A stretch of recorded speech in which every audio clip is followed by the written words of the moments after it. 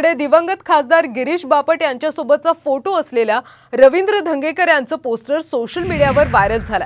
या पोस्टरवरून गिरीश बापट यांचे पुत्र गौरव बापट यांनी मात्र संताप व्यक्त केलाय।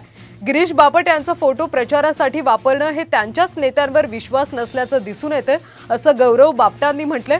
दुसरीकडे रवींद्र धंगेकरांनी भाजपवर जोरदार हल्लाबोल केलाय। हा कार्यकर्त्यांनी सोशल मीडियावर टाकलेला फोटो असल्याचं त्यांनी म्हटलंय। त्याचवेळी ऑफिस फोडणारी ही जमात आहे असं देखील धंगेकर म्हणाले।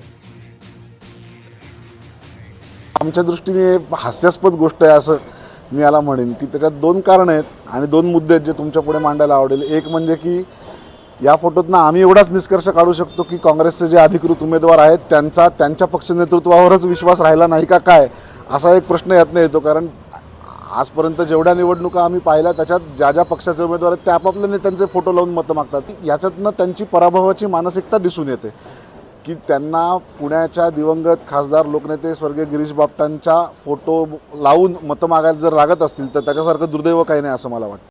क्या कार्यकर्त्यांनी सोशल मीडियावर टाकलेला हा फोटो असेल, हा अधिकृत माझ्या सोशल मीडियावरनं गेलेला नाही। पण मी तुम्हाला सांगितलं की ही निवडणूक पुणेकरांनी हातामध्ये घेतलेली। आत्ता हे उमेदवार म्हणून त्यांच्या बाजूने बोलतात, अत्यंत चुकीचं ढोंग आहे त्यांचं।